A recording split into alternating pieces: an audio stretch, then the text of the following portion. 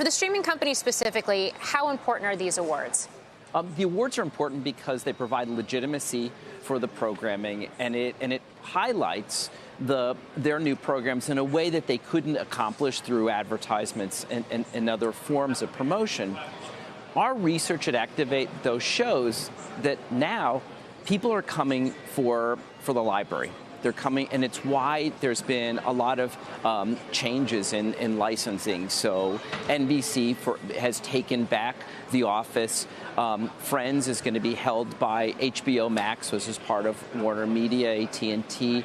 And Seinfeld is now going to Netflix because what they're trying to do is they know that those library shows are bringing in a lot of the viewers. People are staying for the originals, and they'd like to flip that given the amount of money they're spending on producing these originals. I want to get more into the library piece of this in just a minute, but Simon, first, I mean, you used to work at Netflix and Hulu. When you see companies like Amazon and Netflix winning so many Emmys last night, does it actually justify the billions that these companies are spending? And I guess if so, how do you quantify that? Look, Reed Hastings, Ted Sarandos, Scott Stuber, they know exactly what they're doing. They're managing their budgets. They know how much they need to spend. And I think we see evidence last night from the Netflix success. They're doing the right things. They're right up there with HBO. They're well ahead of the traditional broadcast networks. So, yes, I think they are justifying their spend. Which is more important, Simon, when it comes to the Emmys? The buzz that the streamers get from the win, kind of with potential viewers, or the kind of clout within Hollywood that might help them win in the next bidding war versus a rival network? Look, it definitely all helps, but I think what you're starting to see is Netflix is still trying to be creative about how they can draw the best producers into the Netflix ecosystem. We've seen some unconfirmed discussions that Ted and Scott are exploring how can they pay bonuses. So moving away from their traditional flat license fee to something that might be based more on views or awards that the shows or films might receive. So I think they're still being creative, and I still think there's a willingness to lean forward to make sure they're getting all the best talent into Netflix. Michael, is there any reason to think, there's been a lot made today on the heels of the Emmys, that this idea that for HBO this was the last big hurrah for the network, as all of these other companies, these competitors now continue to ascend, especially with Game of Thrones going away and some of their other very popular TV series. Do you think that's the case? No, I don't. And I think that part of the reason is because today we still have HBO is really penetrated across the 90 million homes that have cable television. It's a recognized brand, and HBO is the one place that people are going for the originals. The originals are very important. It's not just Game of Thrones. It's all of the new things that they keep throwing out there. And so I think that people keep looking at these services and think that consumers are going to switch from one or the other. Our research shows that actually people are stacking these services, that they're going to subscribe to multiple services because they're going to get not just the originals, but they're going to get all this breadth of other programming.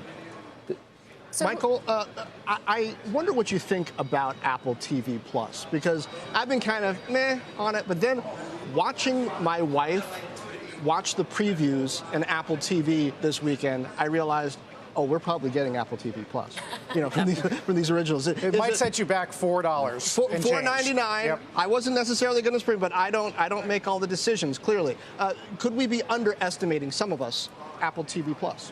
Apple has done a great job of signing up people for services. Look what Apple did. They came from a standing start in music to the point that they're a parity with Spotify for paid subscribers.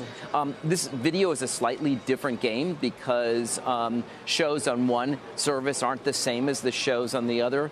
But Apple has everything that they in their wheelhouse and in their toolkit to be able to sell you Apple Plus TV. So Apple is not only going to make money on their own service, they're also going to make money selling everybody else's services, and so will Amazon. So regardless of which of the services are successful, both Apple and Amazon are going to be winners no matter who else wins. Well, Simon, I mean, we're looking at the stock performance year to date. Apple's up 40%, Amazon's up 18%. Netflix has gone negative for the year, hasn't done that all year long. And I wonder if you think investors are right to start to worry about just how much this is going to cost them when you're going up against purses like Apple's. I understand the concern. I think that it's short term.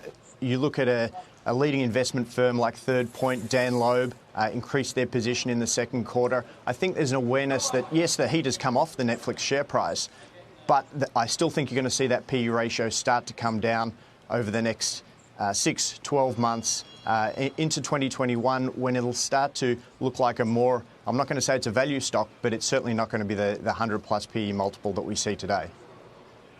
Michael, I mean, we can talk about all of the original content that everybody is developing right now, but when you see the prices for Big Bang Theory, Seinfeld, The Office, just to name a couple, I mean, are we in a classic TV arms race?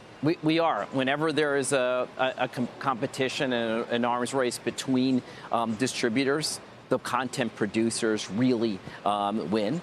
And the companies that have a lot of content are going to make a big difference. It's why Kevin Mayer at Disney made the huge acquisition of the Fox, of all the Fox channels in the studio. It's being able to load up and have many weapons in the arsenal. At the same time, though, these companies are going to continue to produce, and there's going to be a lot of competition for producers, people out there who can write, who can produce, actors. It's going to be a world where people are going to buy multiple services, and each of these companies is going to try to outspend itself.